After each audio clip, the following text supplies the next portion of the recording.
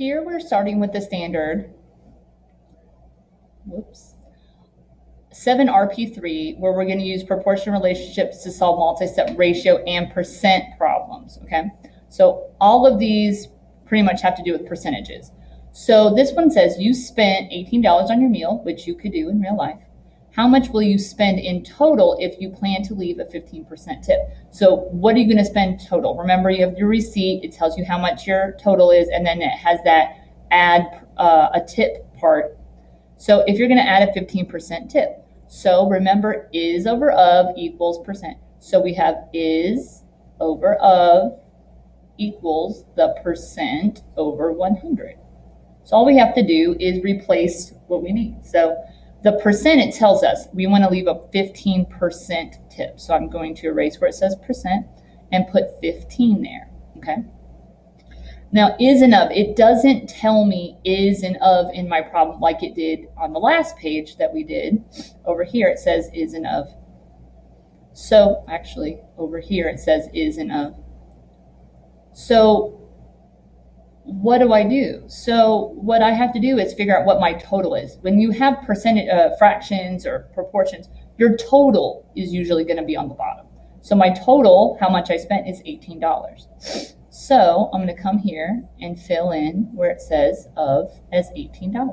So the only thing I don't know is this amount. What is 15% of $18? So I'm going to replace that word is with an X. So now I'm going to cross multiply. When I have an equal sign here, I can cross multiply to solve. This equal sign is very important, okay?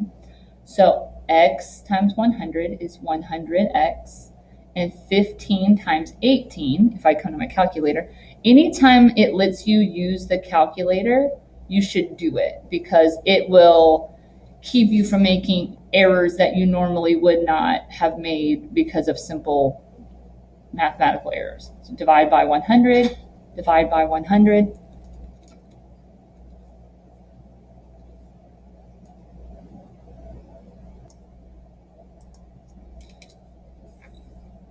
Divide by 100, divide by 100. So now I have x equals 2.70. Okay. So now I know that my tip is $2.70. So that's my tip. That's not my total answer. This answer will show up on the milestones though, 270, and you're going to see it and you're going to say, yay, I got the right answer. No, because you spent $18 and you're adding the $2.70 to your meal. So 0 plus 0 is 0, 0 plus 7 is 7, decimal, and that's 20. $20.70. That is your total if you plan to leave a 15% tip.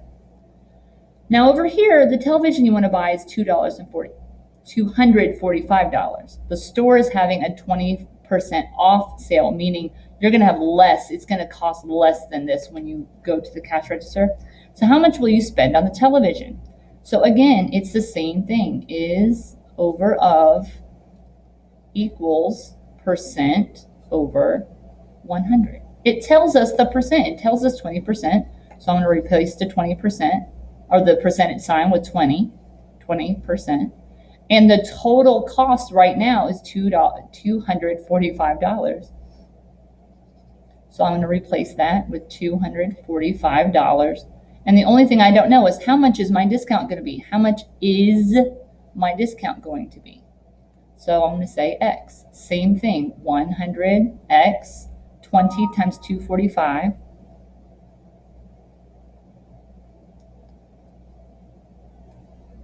$245 times 20 equals 4900. 4900. When I divide by 100 and I divide by 100, two zeros, I get X equals 49. So that's my discount. That is not how much the TV costs now. My discount, I take $245 and I subtract $49. So let's go to the calculator. 245 minus 49 equals $196. So my total I'm going to spend on this TV is $196. Now, it didn't ask us about tax and stuff, so don't worry about that. It's $196 is how much you're going to spend. Here is find the percent change. Now, when we say change, that always means we're going to subtract. If you bought a hamburger for $5 and you only had a $10 bill on you, you would take the $10 and you would subtract $5 and your change would be $5, okay? So here, when I find my percent change, all I have to do is find my change. The difference between 84 minus 21 is 63. 4 minus 1 is 3. 8 minus 2 is 6. If you want to do it on a calculator, feel free. So my change is 63. Now, remember my total. My first number I had was 84. So I'm going to put 84 here. Now, we learned in our probability unit that in order to change this to a percentage, all we have to do is divide the top number by the bottom number, multiply by 100, which is exactly what happens if we do this. Is over of equals percent over 100. 6,300 equals, and this is my x, 84x. So now 6,300 divided by 84 is 75. So my x equals 75. So my percent change is 75. It went down 75%. It decreased 75%. Last problem on this page, Tom deposits $1,000 in a savings account that earns 5% simple interest.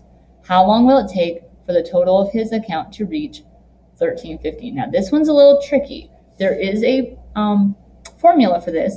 Is interest equals PRT, which is principal times rate times time. Okay, so now my interest, that is how much extra money did I earn? Well, does it tell us how much extra money we earned? Yes. It started off 1,000. We want it to get to $1,350. So my extra money that I earned was $350. Okay. My principal is the first amount of money I put into the bank, this is how much money. So $1,000 times my rate. Here's my rate. It's the percent, but as a decimal. So I cannot just put 5 here. Percentages as a decimal, okay? You move the decimal over 2 places, 1, 2. So it is times, that's the dot, 0.05. And now times time. Well, it says how long. That's the thing I don't know. I don't know time. So I'm going to put X for time. I normally would put T for time, but that gets kind of confusing with plus signs and whatever.